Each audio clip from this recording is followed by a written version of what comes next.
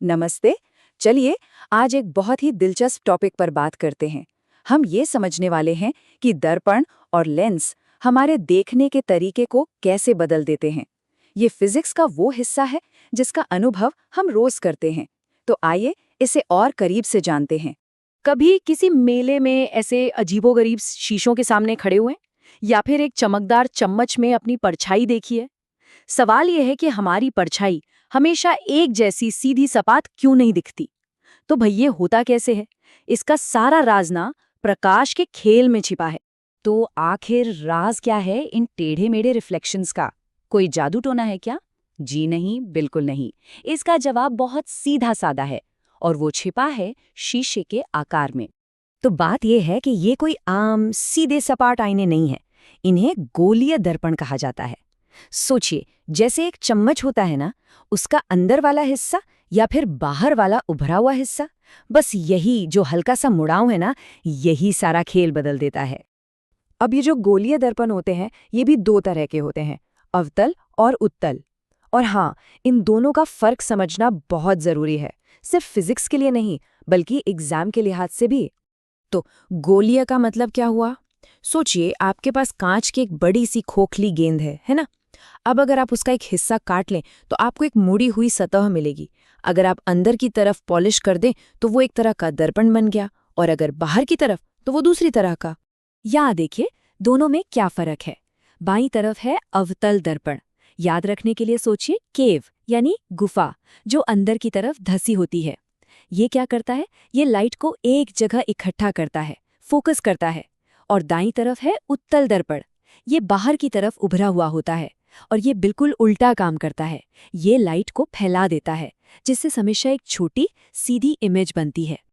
अब अवतल दर्पण की ये जो जूम करने वाली खासियत है ना, ये बड़े काम की है।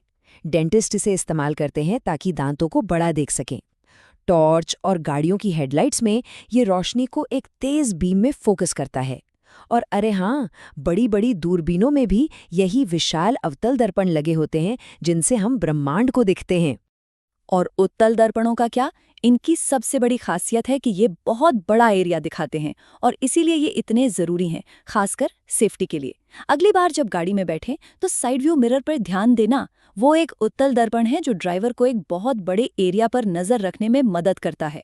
चाहे गाड़ी का साइड मिरर हो या फिर किसी दुकान के कोने में लगा हुआ सिक्योरिटी मिरर, काम करने का तरीका एक ही है।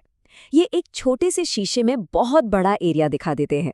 हाँ, चीजें छोटी जरूर दिखती हैं, पर नजर सब कुछ आता है और इससे सेफ्टी काफी बढ़ जाती है। अच्छा, लेंस पर जाने से पहले एक बहुत ही जरूरी नियम समझ लेते हैं। ये वो नियम है जो हर तरह के रिफ्लेक्शन पर लागू होता है, शीशा चाहे सीधा हो या घुमावदार। लाइट का बर्ताव ना बड़ा सीधा साधा होता है। जब ये किसी सतह से टकराती है तो हमेशा एक खास नियम को मानती है, और इसी नियम से हमें ये समझने में मदद मिलती है कि रिफ्लेक्शन आखिर बनते कैसे हैं।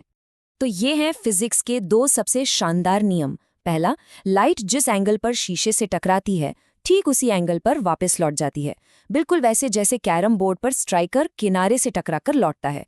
और दूसरा नियम, आने वाली किरण, वापस जाने वाली किरण और सतह पर जो सीधी लाइन हम खींचते हैं, ये तीनों हमेशा एक ही प्लेन में, मतलब एक ही सतह पर होती हैं।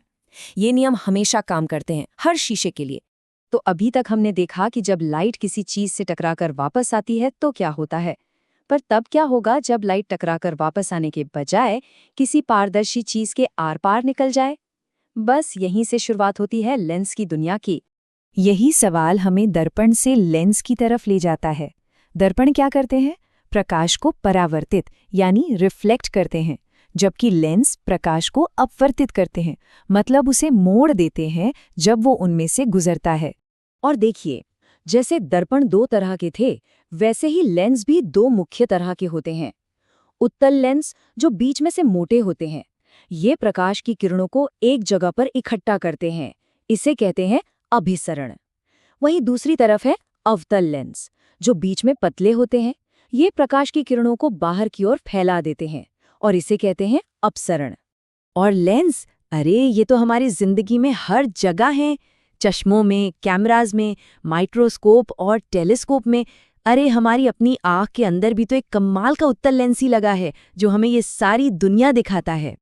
तो चलिए अब फटाफट से वो सारे ज़रूरी पॉइंट्स दोहरा लेते हैं जो परीक्षा के लिहाज से बहुत इंपॉर्टेंट है। ये एक क्विक रीकैप है ताकि सब कुछ अच्छे से याद रहे। ये टेबल देखिए, इसमें सब कुछ एक साथ है।